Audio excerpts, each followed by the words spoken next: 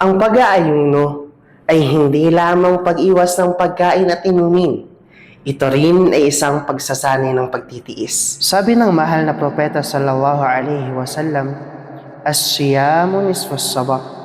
Ang pag-aayuno ay kalahati ng pagtitiis. Ipinapakita nito ang tunay na diwa ng pag-aayuno. Ito ang pagpipigil sa sarili. Sa pag-aayuno, natutunan natin na pigilan ang pagnanasa, iwasan ang kasalanan, manatiling mahinahon sa gitna ng pagsubok ng buhay. Ito ang anyo ng tunay na lakas, ang kontrol sa sarili. Ang pagtitiis ay hindi kahinaan. Ito ay katatagan ng pananampalataya. At ang pag-aayuno, isa sa mga pinakadakilang pagsasanay nito.